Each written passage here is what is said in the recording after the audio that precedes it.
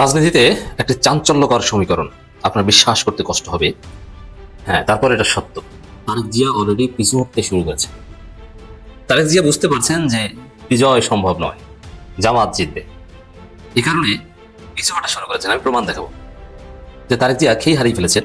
এখন আর আত্মবিশ্বাস নাই, বরং নির্বাচনের এই 4 দিন আগে যে সমীকরণ হিসাব নিকাশ তৈরি হয়েছে তাতে তারেক জিয়া এখন আর সিরিয়াস চেষ্টাও করছেন না যে দেখি আরেকটু চেষ্টা করে জিততে পারে কিনা। চেষ্টা যা করার করেছেন, ফলাফল যা হবে তা বুঝে গেছেন। সেই ডেভিড বার্গম্যান একটা কলাম লিখেছেন তার ডেইলি স্টার পত্রিকায়। সেই কলামে তিনি দেখিয়েছেন যে কিভাবে এই নির্বাচন, যে নির্বাচনের মাত্র 3 দিন বাকি আছে, সেই নির্বাচনে জামাত ইসলাম জোট বিজয়ী হতে পারে। এবং ডেভিড বার্গম্যান বলেছেন যে এটা একটা অবাক হওয়ার মতো যে জামাত ইসলাম জীবনে কখনো 12% বেশি ভোট পায়নি, যেই জামাত কখনোই বাংলাদেশের তৃণমূলের সঙ্গে মিশার চেষ্টা করেনি আওয়ামী লীগ বা বিএনপির মতো, সেই জামাত ইসলাম জোট এখন ক্ষমতায় যেতে পারে। আমি আমার দর্শককে একটা কথা বলবো, জীবনে বহু ভুল করেছেন, 54টা বছর ভুল করেছেন। এবার ভোট দেওয়ার ক্ষেত্রে প্লিজ ভুলটা করবেন না। গত 15-16 মাসই রাজনৈতিক দলগুলোর চেহারা দেখেছেন কার কেমন, বুঝে শুনে ভোটটা দেবেন প্লিজ। নতুবা এবার আওয়ামী লীগের চেয়ে কঠিন চেহারা দেখতে পারেন আপনারা। ক্ষুধার্ত রাজনীতিকরা হা করে আছে, কতটা লুটে খেতে পারে তারা। 250 আসন বিজয়ী হয়ে বিএনপি সরকার গঠন করবে। জামাত 19 থেকে 33টি আসন পাবে। সাংবাদিক শাহেদ আলমকে আরো 1 কেজি গাঞ্জা কেউ কিনে দেন, টাকাটা আমি দেব। এইবার ভোটে যদি বিএনপি জিতে তাহলে আওয়ামী লীগ ফিরবে, লিগে রাখতে পারে। এটা তো আমার কথা না, আপনারা তো বিএনপির লোকদের মুখে শুনলেন, তাই না? আপনি আসলে ধানের শীষে ভোট দিতেছেন না, আপনি ভোট দিতেছেন নৌকা, আপনি ভোট দিতেছেন হাসিনারে, আপনি ভোট দিতেছেন ফ্যাসিস্ট রে, আপনি ভোট দিতেছেন ভারপ্রাপ্ত আওয়ামী লীগ রে, বিএনপি রে না। যারা আওয়ামী লীগের ফিরে আনতে চান তারা ধানের শীষে ভোট দিতে পারে। আমরা বলবো নৌকা আর ধানের শীষ 2 সাপেরই একই বিষ। এই দুইটারে বাংলাদেশ থেকে হটাইতে হবে, এই দুইটারে ক্ষমতার আশেপাশে আসতে দেওয়া হবে। এটাই আমাদের আগামী বাংলাদেশ গড়ার শপথ হোক। ইনকিলাব জিন্দাবাদ। আপনারা জানেন না, নীরবে বিপ্লব ঘটে গিয়েছে। মানুষ অপেক্ষায় রয়েছে, সিএনজি ড্রাইভাররা অপেক্ষায় রয়েছে। ব্যবসায়ীরা নিস্তার চায়, ব্যবসায়ীরা মুক্তি চায়, তারা শান্তি চায়, জনগণ স্টেবিলিটি চায়। তারা 11 দিন ঐক্যবদ্ধ জোটকে ভোট দেওয়ার জন্য সবাই প্রস্তুত হয়ে আছে। আমার মা বোনেরা রোজা রেখে আমাদেরকে ভোট দিবেন ইনশাআল্লাহ। ভোট উড়া যাচ্ছে দাঁড়িপাল্লায়। বিএনপির বাম্বু দিলে কি হয় সেটা 12 তারিখে টের পাবেন। আমি তো এখন হাফ আছি। এক পিনাকি দাদা ঠেলাই তো নিতে পারতেছেন না। প্রতিদিন হু হু করে ভোট উড়া যাচ্ছে দাঁড়িপাল্লায়। ধান সব উড়া সব চলে যাচ্ছে দাঁড়িপাল্লার ভিতরে। এখন এই হচ্ছে অবস্থা। যাই হোক, এখন বিএনপির ব্যাপার, বিএনপি কেমনে চলবে, কি করবে না করবে, আমাদের কোনো সমস্যা নাই। প্রশ্ন হচ্ছে বিএনপি যেটা করছে এখন, সেটাতে বিএনপির কি হইতে পারে? জনগণ চাইলে শেখ হাসিনার ছেলে মেয়েরা আবারও রাজনীতিতে ফেরত আসবে। তারেক রহমানের এই বক্তব্য থেকেই প্রমাণ হয় তিনি যে ভারতের সাথে 3টা চুক্তি করে এসেছেন। প্রিয় দর্শক, 12 তারিখে আপনারা ব্যালটের ভিতরে জানিয়ে দিবেন শেখ হাসিনার ছেলে মেয়েরা কি বাংলাদেশে রাজনীতি করবে। তারপরে কি হাসনাত আব্দুল্লাহ, সারজিৎ আলম, নাহিদ এদেরকে আপনারা মৃত্যুর কোলে ঠেলে দিবেন, নাকি তাদেরকে বাঁচিয়ে রাখবেন? হাসিনার ছেলে মেয়েরা বাংলাদেশে আসার দরজা বন্ধ করবেন? হ্যাঁ বুট এবং দাড়িপাল্লা সহ জামাতের প্যানেলে ভোট দেওয়ার অনুরোধ জানাচ্ছি।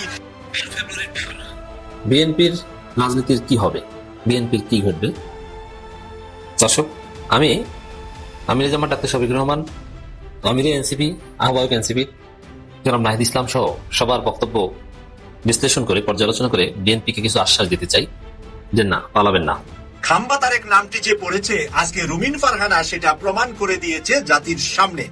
কিভাবে প্রমাণ করলেন? তারেক রহমান বললেন দুর্নীতির লাগাম টেনে ধরা একমাত্র বিএনপির পক্ষে সম্ভব। আর রুমিন ফারহানা এটার জবাব দিয়েছে 26,000 কোটি টাকা বিদ্যুৎ খাত থেকে বিএনপির আমলে লুট করা হয়েছে, আর একমাত্র তারেক রহমানই সেই টাকাটা লুট করেছেন। খেই হারিয়ে ফেলে পিছু হটতে শুরু করেছেন। দর্শক, বিজয়ীদের কিছু আলামত পাওয়া যায় বিজয়ের আগে, এবং পরাজিতদের পরাজয়ের আগে কিছু আলামত পাওয়া যায়, কিছু আলামত আছে। সেখানে আলামত থেকে স্পষ্ট যে বিএনপি পরাজিত হবে, জামাত জিতবে। দেখেন, নির্বাচনী প্রচারণা শুরু হওয়ার পর থেকে তারেক যে কত শত ভুল কথা বলেছে, উল্টোপাল্টা কথা বলেছে। আমিরে জামাতের চ্যালেঞ্জ গ্রহণ করতে পারেনি, কিছুই তো পারেনি। আদার হ্যান্ড জামাতের দিকে তাকান, আমিরে জামাত কোন উল্টোপাল্টা কথা বলেছে, খেই হারিয়ে ফেলেছে দেখেছেন?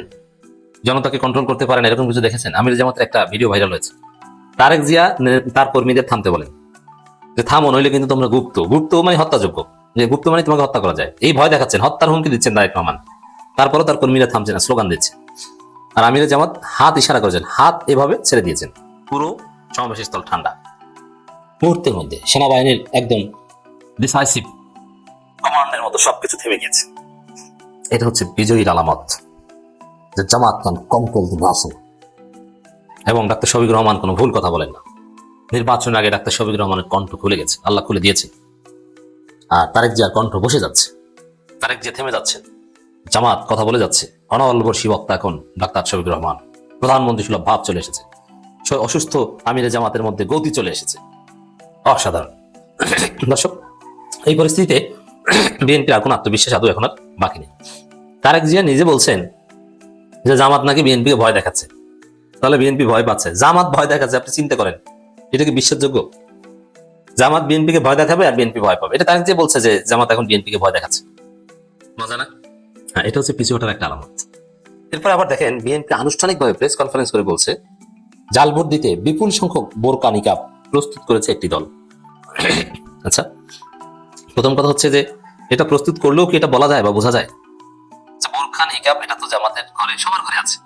এখন ধরে নিলাম, বিতর্কের খাতে ধরে নিলাম যে তারা নতুন ভোট উপলক্ষে নতুন কিছু বানিয়েছে। যেমন আমি চিন্তা করেছিলাম, আমি যদি নির্বাচনী প্রচারণায় নামি তাহলে নতুন, যেহেতু সবসময় কমপ্লিট স্যুট পরি, নতুন একটা স্যুট দরকার, অথবা নতুন কিছু পোশাক, নতুন একটা টাই, কোট পিন, পকেট স্কোয়ার, অথবা একটু আকর্ষণীয় এরকম কিছু একটা দরকার। এটা যেহেতু তারা ক্ষমতা আসবে, আমি ধরে নিলাম যে আনন্দে আনন্দে তারা বোরখা নিকাব বানিয়েছে। স্বামী বলেছে যে এবার তো ক্ষমতায় আসতে যাচ্ছি, ঠিক আছে, নাও বোরখায় নতুন বোরখা পরে ভোট দিতে যাবা, যা লাগে যাবা। যেমন আমি বলে দিয়েছি, আমি এখনো বলছি, বাংলাদেশের এমন কোন নাগরিক দেশের কোন প্রান্তে আছেন কিন্তু আপনি টাকার অভাবে ভোট দিতে যেতে পারছেন না, যে টাকা নাই, ভাড়ার টাকা নাই, অথবা ভাড়ার টাকা দিয়ে 1000 2000 টাকা ভাড়া দিয়ে যদি গ্রামে যান ফিরে আসেন, তাহলে যে ধাক্কাটা খাবেন এতে আপনার বাকি মাস চলতে অসুবিধা হবে। এই জন্য আপনি যেখানে আছেন সেখানে থাকবেন, ভোট দিতে যাবেন। আমি বলছি আমি টাকা দিব। এখন এইভাবে তো ঢালাভাবে দেওয়া সম্ভব, এবং আপনার চাইলেও যোগাযোগ করতে পারবেন না। তবে পরিচিতদের মধ্যে এরকম কেউ যেন বাকি না থাকে যারা ভোট দিতে পারবে না, তাদের ভোট দিতে সহায়তা করবেন। এটা কোনো ঘুষ না যে আপনার ভাড়ার টাকা নাই, ভাড়ার টাকাটা দিতে পারি, গাড়ি ভাড়াটা দিতে পারি, এটা কিন্তু বৈধ। কিন্তু আপনি তাকে ঘুষ দিতে পারেন না। ভ্যানে করে নিয়ে যাওয়া যায়, এটা কিন্তু বৈধ। ভ্যান অটোতে ভোট কেন্দ্রে নিয়ে যায়, দিস ইজ নর্মাল। তো দর্শক, তো সেখানে নতুন বোরখা, নতুন নিকাব, ইটস ভেরি সিম্পল। এটা যদি সত্যিকার অর্থে আমি ধরে নিলাম, এবং বাস্তবে এইটাই। আচ্ছা, বাংলাদেশে কয়টা, এই যে বিএনপি আনুষ্ঠানিকভাবে বিএনপির মুখপাত্র, এই নির্বাচন বিষয়ক মুখপাত্র কিন্তু রুহুল কবির রিজভী নয়, নির্বাচন কমিটির পরিচালনা কমিটির মুখপাত্র মাহাদি আমিন, সাবেক শিবির তারেক জিয়ার উপদেষ্টা। মাহাদি আমিন বলছেন যে জাল ভোট দিতে বিপুল সংখ্যক বোরকা নিকাব ও পর্দা প্রস্তুত করেছে একটি দল, জামাত ইসলামী। আচ্ছা, প্রথম কথা হচ্ছে যে বোরখার দোকানে, নিকাবের দোকানে, হিজাবের দোকানে বিএনপি এরকম কোন সার্ভে করেছে কিনা যে কি পরিমাণ বেচা কিনা হয়, কি পরিমাণ কিনছে, কারা কিনছে, যারা কিনছে তারা জামাত কিনা। যদি বিএনপিকে আমি এক্সাক্ট প্রশ্ন করি যে আপনি এটা কিভাবে যাচাই করেছেন যে একটি দল মানে জামাত বিপুল পরিমাণ হিজাব, বোরখা, নিকাব কিনছে, সে একটা লাইনও জবাব দিতে পারবে না। যে আপনারা কোনো গবেষণা করেছেন এ বিষয়ে, কোনো সার্ভে করেছেন? হ্যাঁ, ধরে নিলাম সার্ভে, আসলে কিছুই, ওটা আন্দাজের উপর বলে দিয়েছে। এটা বলে দিয়েছে কেন, এটা তাৎপর্যটাকে বলে মূল রহস্যে যাই। এই যে জামাত বোরখা, হিজাব, নিকাব, এটা আনুষ্ঠানিকভাবে বিএনপির মুখপাত্র বলছে, যেটা একদম ফালতু একটা কথা। বিএনপি এই বিষয়ে কোনো এক্সপেরিমেন্ট করে নাই, কোনো অভিযোগ নাই, তথ্য নাই, কিছু না। আর এই ঘটনা ঘটলেও এখানে কিছু করার নাই, আমি আসছি সেদিকে। তারপর এই কথা আনুষ্ঠানিকভাবে মুখপাত্র কেন বলছে? এটা পরাজয়ের ন্যারেটিভ। তারা ঠকবে, হারবে, হারার পরে তো একটা কিছু বলতে হবে, তখন বলবে যে এই বোরখা পরে জাল ভোট দিয়েছে। ডাকসুতে যেরকম বলেছিল নীলক্ষেতের ব্যালট, ওরকম এখানে বলবে যে বোরখা পরার থিওরি। এরা পরাজয়ের পর বোরখা থিওরি নিয়ে আসবে। এবার আসেন যে বিএনপির বিষয়ে কোনো এক্সপেরিমেন্ট করেনি যে কি পরিমাণ বোরখা জামাতের লোকজন কিনছে। হ্যাঁ, বোরখার দোকানে বোরখা বেচা কিনা ডেইলি হয়। বিএনপি যে পরিমাণ নতুন বোরখার হিসাব দিতে পারবে যে এই পরিমাণ বোরখা বিক্রি হয়, ওটা বাংলাদেশে 12 মাস হয়। বাংলাদেশের নারীরা বোরখা কিনবে না, 1000 বার কিনবে। নতুন যারা এই ভোট উপলক্ষে, আমার আত্মীয় স্বজনকে আমি বলে দিব এই মাহাদি আমিনের কথার ফলে, আগে তো বলে নেই, যারা দাঁড়িপাল্লায় ভোট দিতে যাবেন, নতুন বোরখা কিনবেন, একটা কেনেন, আমি একটু হেল্প করবো। নতুন হিসাব কিনবেন, একটা কিনেন না ভাই, আমি টাকা দিব, নতুনটা পরে যাবেন, আপনি কিচ্ছু করতে পারবেন। বরং এখান থেকে আপনার ইসলামের প্রতি, পর্দার প্রতি, হিজাবের প্রতি যে বিদ্বেষ, আপনি যে বোরখা বিরোধী, হিজাব বিরোধী, আপনি যে ফ্রান্সের নীতির অনুসারী, এটা স্পষ্ট হয়ে যাচ্ছে। যে বোরখাকে দেখতে পারেন না, তাহলে এটা কি বোঝাতে চান? যে বোরখা পরে বোরখা কিনছে, কেন বেচা হচ্ছে, তাহলে কি বোরখা নিষিদ্ধ করতে হবে? ভোট কেন্দ্রে বোরখা পরা যাবে না সেটা বলবেন, না ভোট দিতে গেলে মুখ খুলতে হবে সেটা বলবেন? কোনটা? এটা একটা সমাধান আছে আওয়ামী লীগ থিওরি, যে ইভিএম এ ভোট দিতে হবে, ফিঙ্গারপ্রিন্ট মিলিয়ে ভোট দিতে হবে, যেখানে প্রচলিত পদ্ধতিতে ভোট দেওয়া যাবে না। কোনটা বলবেন? বোরখা নিষিদ্ধ না আঙ্গুলের ছাপ দিয়ে ভোট দিতে হবে, যেখানে ওই জাল ভোট দেওয়া যাবে না, কোনটা করবেন? অতএব এই কথার তো কোনো তাৎপর্য নাই। তাহলে কেন বলছে? এটা হচ্ছে পিছু হটার আলামত, যে আমরা হেরে গেছি, জামাত জিতে যাচ্ছে, জেতার পরে জামাতকে যেভাবে দায়ী করা যায়, এছাড়া কিছুই নেই বক্তব্য। তো কলামটা একটু পড়ি। কলামটা ইংলিশে লিখেছেন দ্য ডেইলি স্টারে, লিখেছেন 8 reasons that explain the rise of Jamaat Islami, মানে জামাত ইসলামের জনপ্রিয়তা বৃদ্ধির 8টা কারণ। এখন কি সেই 8টা কারণ? হাসিনা সরকারের পতনের সবচেয়ে আকর্ষণীয় এবং মূলত অপ্রত্যাশিত পরিণতি হলো গত 18 মাস ধরে জামাত ইসলামের প্রতি সমর্থন বৃদ্ধি। এই জামাত ইসলামের উত্থান এতটাই নাটকীয় যে সাম্প্রতিক জরিপে দেখা গিয়েছে যে 12 ফেব্রুয়ারির নির্বাচনে বিএনপি সংখ্যাগরিষ্ঠতা অর্জন করতে পারে, তবুও কিছু কিছু ভাষ্যকার যুক্তি দেন যে জামায়াত নেতৃত্বাধীন জোট এখনো বিজয়ী হতে পারে। এই যে পরিবর্তনের মাত্রা, এই যে জামাতের জনপ্রিয়তা বৃদ্ধি, এটাকে অবমূল্যায়ন করা উচিত নয়। আওয়ামী লীগের ক্ষমতার শেষ বছরগুলিতে জামাত এতটাই প্রান্তিক এবং দমনপীড়িত ছিল যে এই জামাত একটি রাজনৈতিক সংগঠন হিসেবে আর কাজ করতে পারেনি। এর অনেক সিনিয়র নেতাকে ফাঁসি দেওয়া হয়েছে, অনেককে কারারুদ্ধ করা হয়েছিল এবং দলটি কঠোর সীমাবদ্ধতার মধ্যে কার্যকরভাবে গোপনে পরিচালিত হচ্ছিল। এমনকি এর প্রতীক দাঁড়িপাল্লাও কেড়ে নেওয়া হয়েছিল। ঐতিহাসিকভাবে জামাত কখনোই একটি গণনির্বাচনী শক্তি ছিল না আওয়ামী লীগ বিএনপির মতো। এরশাদের পতনের পর যে প্রথম নির্বাচন হয়, সেই নির্বাচনেও দলটি 12% বেশি ভোট পায়নি। এর উপরে বাংলাদেশ প্রতিষ্ঠার পর থেকেই জামাতের উপর একটা ভারী কলঙ্ক ছিল, এখনো আছে। সেটা হচ্ছে যে 1971 সালের স্বাধীনতা যুদ্ধের সময় পাকিস্তানি সামরিক বাহিনীকে জামাত সমর্থন করেছিল, যে পাকিস্তানি বাহিনী গণহত্যার সঙ্গে জড়িত ছিল এবং এই গণহত্যা ছিল ইন্টারন্যাশনাল ক্রাইম। এখন প্রশ্ন হচ্ছে যে যেই দলটার বিরুদ্ধে 71 সালে গুরুতর মানবাধিকার লঙ্ঘনের অভিযোগ আছে, যেই দলটা বাংলাদেশের স্বাধীনতাই চায়নি, সেই দলটার এত জনপ্রিয়তা বাড়ার কারণটা কি? ডেভিড বার্গম্যান 8টা কারণ চিহ্নিত করেছেন। কি সেই 8টা কারণ? চলুন দেখে আসি। তিনি লিখেছেন জামাত তার 71 সালের কলঙ্ক থেকে পুরোপুরি মুক্তি পায়নি। এখনো মাঝে মাঝে 1971 সালের বিষয়ে জামাত তাদের অবস্থান রক্ষা করতে বাধ্য হয় বা কৈফিয়ত দিতে হয়, এবং বিএনপি আওয়ামী লীগ সহ প্রতিদ্বন্দ্বী দলগুলো আউশকে দেয় এবং তাকে সমালোচনা করে। যেমন তারেক রহমান তো অনবরত জামাতকে 71 সালে কৃতকর্মের জন্য দায়ী করে, যদিও যখন জামাতকে জোটে নিয়েছিল তখন এগুলো মনে ছিল না। এত কিছুর পরেও সন্দেহ নেই যে ভোটারদের একটা বড় অংশ মুক্তিযুদ্ধের সময় জামাতের ভূমিকা নিয়ে আর সেইভাবে ভাবে না, তারা জামাতকে বর্তমানের দৃষ্টিকোণ থেকেই দেখে। এখন প্রশ্ন করতে পারেন যে বর্তমান যে ভোটাররা, তারা কেন জামাতের 71 সালের যে গণহত্যার অভিযোগ সেটা নিয়ে মাথা ঘামায় না? এর বেশ কিছু কারণ আছে। প্রথমত, 1971 সালের অপরাধের সঙ্গে জড়িত থাকার অভিযোগে জামাতের বেশ কয়েকজন সিনিয়র নেতা মৃত্যুদণ্ড কার্যকর করা হয়েছিল আওয়ামী লীগের আমলে, যার ফলে বর্তমান নেতৃত্ব যারা আছে জামাতের, তারা আসলে ওই 71-এর গণহত্যার সঙ্গে জড়িত নয়। দ্বিতীয়ত, আওয়ামী লীগের পতন হয়েছে এবং পতন হওয়ার পরে আওয়ামী লীগের শক্তি দুর্বল হয়ে গিয়েছে। যে আওয়ামী লীগ সবসময় বলতো জামাত যুদ্ধাপরাধী, সেই আওয়ামী লীগের শক্তি দুর্বল হয়ে গিয়েছে, দেশ ছেড়ে পালিয়ে গিয়েছে। এখন তারা এটা আর জোরালো ভাবে বলতে পারে না। এবং তৃতীয়ত এবং সবচেয়ে গুরুত্বপূর্ণ, এটা ক্রমবর্ধমান প্রভাবশালী তরুণ জনগোষ্ঠীর জন্য তারা 1971 সালে জামাতের যে ভূমিকা, তার থেকেও বড় করে দেখে যে বর্তমান যে সমস্যাগুলো, সেগুলো জামাত সমাধান করতে পারবে বলে তারা মনে করেন। এবং 71 সালে জামাতের ভূমিকা কি ছিল, এটা নিয়ে তাদের অতটা মাথা ব্যথা নাই বা তারা অতটা চিন্তিতও না। অনেকেই মনে করেন জামাত ক্ষমতায় গেলে সততা এবং দুর্নীতি মুক্ত রাজনীতি করবে, যেটা বিএনপি করতে পারবে না। এবং এটাই হচ্ছে একটি উল্লেখযোগ্য কারণ। যখন হাসিনা সরকারের পতন ঘটে, তখন অনেক বাংলাদেশী আশা করেছিলেন যে এটি স্থানীয় পর্যায়ে, আওয়ামী লীগের আমল যেমন স্থানীয় পর্যায়ে একটা চাঁদাবাজির সিন্ডিকেট, একটা চাঁদাবাজির সাপ্লাই চেইন, এগুলোর অবসান ঘটবে এবং এই যে বাস স্ট্যান্ড দখল, টেম্পো স্ট্যান্ড দখল, দোকান থেকে চাঁদা, এগুলোর অবসান ঘটবে। পূর্বে আওয়ামী লীগ ক্যাডারদের দ্বারা নিয়ন্ত্রিত সকল চাঁদাবাজি নেটওয়ার্ক দ্রুত বিএনপির লোকজন দখল করে উচ্চ হারে চাঁদা তোলা শুরু করে। ফলে যারা মনে করেছিলেন যে হাসিনা পলায়নের পরে প্রকৃত পরিবর্তন ঘটবে, সেই সব ভোটারদের একাংশ বুঝে গিয়েছিলেন যে আসলে বিএনপি বাস্তবে আওয়ামী লীগের চেয়ে ভিন্ন কিছু না, একমাত্র জামাত ইসলামী এই পরিবর্তনটা উপহার দিতে পারবে। এই কারণে তারা জামাতকে সমর্থন করতেছেন। এবং তারা আরো মনে করেন যে জামাত আওয়ামী লীগ বিএনপির মতো প্রচলিত রাজনৈতিক দল থেকে আলাদা। তৃণমূল পর্যায়ে জামাতের বিরুদ্ধে কোনো দুর্নীতি বা চাঁদাবাজির অভিযোগ নাই। অনেক স্থানীয় বিএনপি কর্মী তারা বিএনপি করে এই কারণেই যে দলটি ক্ষমতা এলে তারা অবৈধভাবে চাঁদাবাজি, ভূমি দখল সহ বিভিন্ন অনৈতিক সুবিধা নিতে পারবে। এই কারণেই তারা বিএনপিকে সমর্থন করে। পক্ষান্তরে জামাতের কর্মীরা এই ধরনের কোনো সুযোগ তো নেই না, বরং তারা আরো উল্টো দলকে টাকা দেয়, দল থেকে টাকা নেয় না। ফলে জামাত ক্ষমতা এলেও জামাতের কর্মীদের এই ধরনের দুর্নীতি, চাঁদাবাজি এগুলো করার কোনো সম্ভাবনা নাই। তো এই যে পার্থক্যটা, এটাই ভোটারদের মনে জামাতের একটা শক্তিশালী অবস্থান তৈরি করে, যেটা ডেভিড বার্গম্যান বলতেছেন তার ডেইলি স্টারের কলামে। আরেকটি কারণ হচ্ছে কল্যাণমূলক রাজনীতি। আওয়ামী লীগের পতনের পরে শত শত পরিবার আত্মীয় স্বজন হারানোর শোকে কাতর ছিল। প্রায় 1500 মানুষ মারা গেছে জাতিসংঘের রিপোর্টে, এবং প্রায় 20,000-এর মতো আহত, এবং আরো হাজার হাজার গুরুতর আহতদের সেবা করেছিল জামাত। জামাত এই পরিবারগুলোকে চিহ্নিত করার জন্য যেখানে সম্ভব সরাসরি সহায়তা প্রদানের জন্য পদ্ধতিগতভাবে একটা সিস্টেম করেছিল এবং একত্রিত হয়েছিল। যে কজন মারা গেছে প্রত্যেকটি শোকাহত পরিবারকে কমপক্ষে 1 লক্ষ টাকা এবং আহতদের অনেককে আর্থিক সহায়তা বিভিন্ন মাত্রায় প্রদান করা হয়েছিল।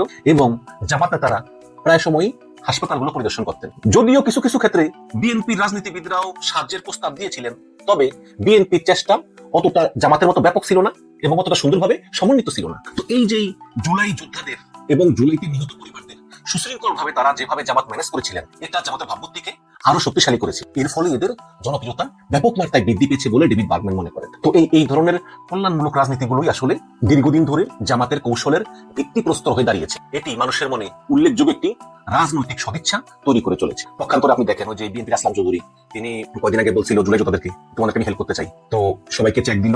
জুলাই যোদ্ধারা ব্যাংকে গিয়ে দেখে চেক বাউন্স। আসলাম চৌধুরীকে বললো যে ভাই টাকা তো নাই। আসলাম চৌধুরী বললো যে আচ্ছা আমি টাকা জমা দিচ্ছি, তোমরা এক সপ্তাহ পরে যাও। এক সপ্তাহ পরে গিয়ে দেখো চেক বাউন্স।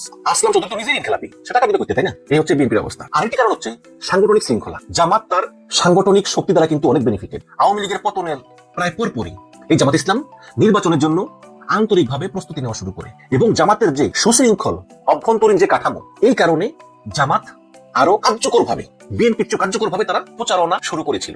বিশেষ করে স্থানীয় পর্যায়ে সেই হাসিনা পতনের পর থেকেই জামাতের নারী নেতৃত্ব, পুরুষ নেতৃত্ব মানুষের বাড়ি বাড়ি বাড়ি বাড়ি গিয়ে জনগণের সঙ্গে সম্পৃক্ত হওয়া শুরু করে এবং জামাত ভোটারদের মুখোমুখি সম্পৃক্ততায় ব্যাপক টাকা পয়সা খরচ করেছে, যার মধ্যে রয়েছে গ্রামে গঞ্জে ব্যাপকভাবে ঘরে ঘরে গিয়ে একজন একজন করে ধরে ধরে প্রচারণা। এটা এমন একটি পদ্ধতি যেটা চোখে দেখা যায় না, কিন্তু এটা ওই যে বড় বড় জামায়াত, তারপরে বড় বড় হুন্ডার বহর, বড় বড় জনসভা, এগুলোর চেয়েও অনেক বেশি শক্তিশালী।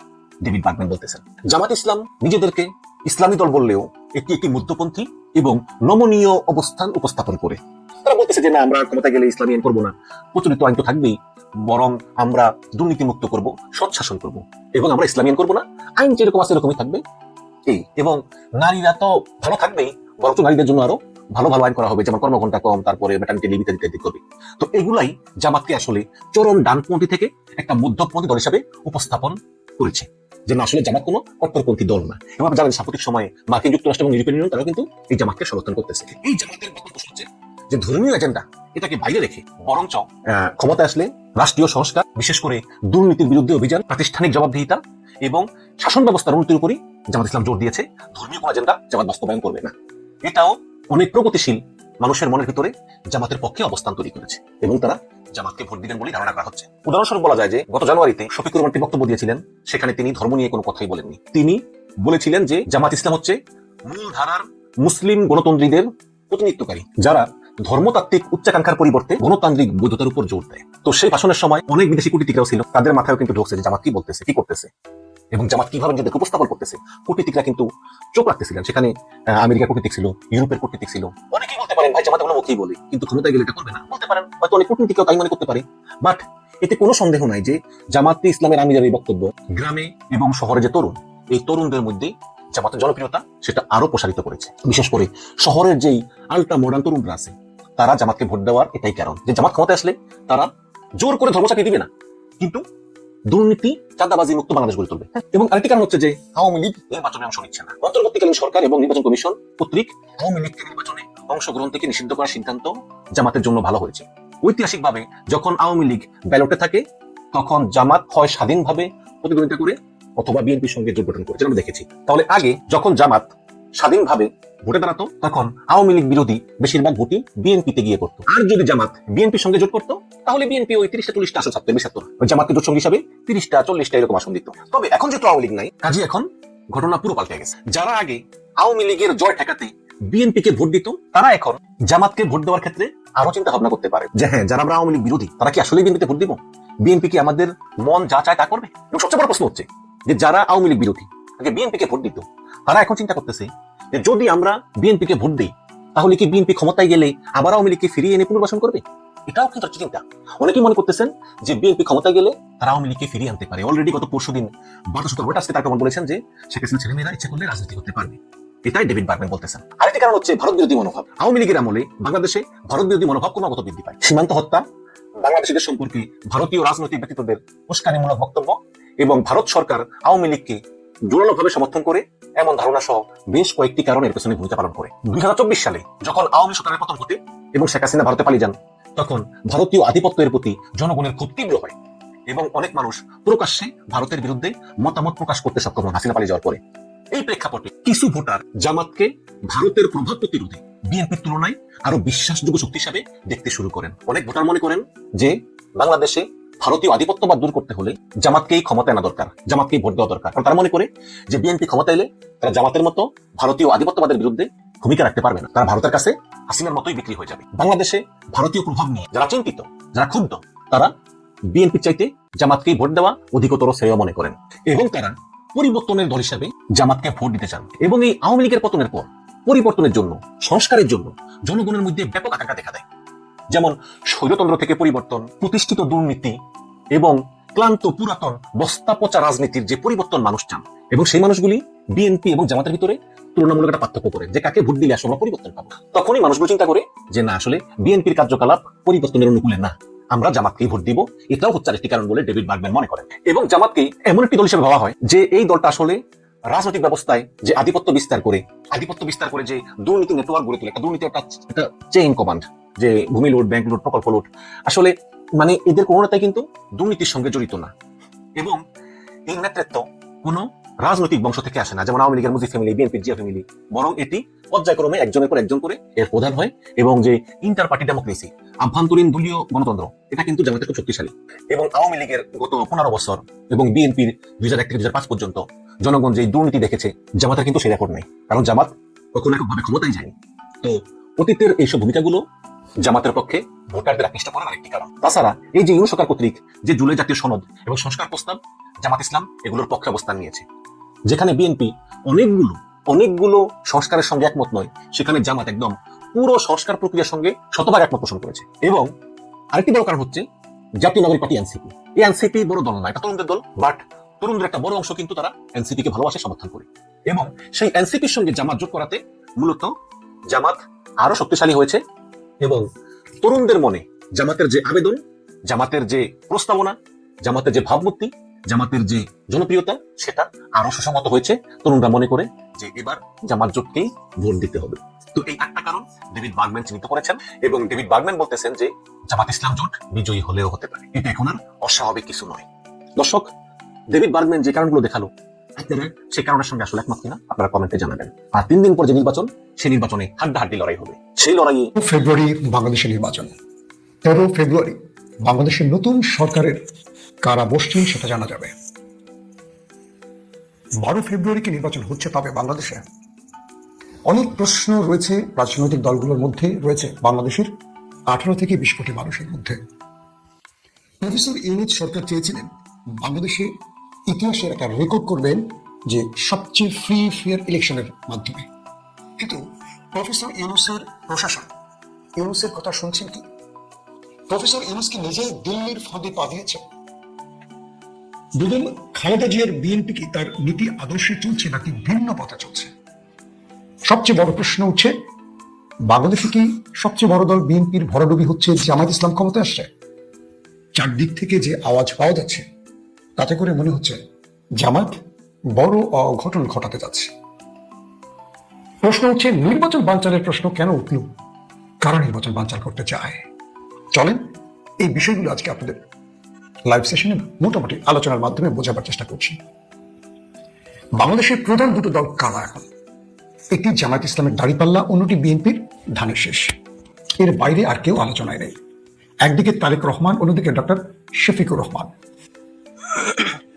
এই দুই ব্যক্তির মধ্যে নির্বাচনটি নয়, তার প্রার্থীদের মধ্যে এই লড়াইটি এখন চলছে। যখন নির্বাচনের আর মাত্র 4 দিন বাকি, তখন ঢাকাতে একটি শান্তিপূর্ণ আন্দোলনে পুলিশ যে নির্লজ্জভাবে হামলা করলো, এটা নেপথ্যের কারণটা কি আসলে? আমি কালকে এই ঘটনার পর থেকে পুলিশের একদম টপ সিনিয়র ব্যক্তিদের সাথে ফোনে কথা বলেছি, বেশ কজনের সাথে। ডিএমপি বা পুলিশ হেডকোয়ার্টার, এখানে বসে থাকা খুব গুরুত্বপূর্ণ কর্তাদের সাথে কথা বললাম বুঝবার জন্য আসলে কি হয়েছে। অনেকে বলছেন অদৃশ্য, কেউ বলছেন না দৃশ্যত কোনো কিছু। তার মানে এটা নেপথ্যে অন্য কিছু ছিল। যে পুলিশগুলো ইনকিলাব মঞ্চের ছেলেদের উপর আক্রমণ করলো, এরা একটি দলের, অধিকাংশ ক্ষেত্রে দেখবেন ইতিমধ্যে যে ছেলেটির নাম প্রকাশ পেয়েছে, সেই ছেলেটির আইডেন্টিটিও মোটামুটি সোশ্যাল মিডিয়া আপনারা পেয়ে গেছেন। কেউ এই ছেলেটি কেন এভাবে উচ্চ স্বরে কথা বললো, হাদির লাশ নিয়ে যাও, বা ছাত্রদেরকে খুব খারাপ অঙ্গভঙ্গি করলো, এই বিষয়গুলো নিয়ে ইতিমধ্যে যথেষ্ট আলোচনা আসছে। সেই রাশেদ কাজী শুধু একজন নয়, এরকম বেশ কজন আসছে। আপনারা সোশ্যাল মিডিয়া যার ছবিটি দেখেছেন, আমি আরেকবার দেখাচ্ছি আপনাদের। ইতিমধ্যে আপনারা দেখেছেন সেই রাশেদ কাজী, তিনি একটি রাজনৈতিক দলের কর্মী ছিলেন, তার পরিচয় পাওয়া গেছে। কোন রাজনৈতিক দলটি সেটি আপনারা জানেন, আমি নির্বাচনের আগে বলে নতুন করে বিভ্রান্তি সৃষ্টি করতে চাইছি না। যে ছেলেগুলো বা যে ছেলে মেয়েরা ইনকিলাব মঞ্চের ছোট্ট একটি দাবি নিয়ে আসছিল যে ওসমান হাদির বিচারিক কাজটি, তদন্তটি যেন জাতিসংঘের অধীনে হয়, এটি প্রফেসর ইউনূসের কাছে এত ঠুনকো হলো কেন যে এটি শুনবার মতো বা একটা স্মারকলিপি নেয়ার মতো বা একটা অভিযোগ নেয়ার মতো সময় তার হাতে ছিল না।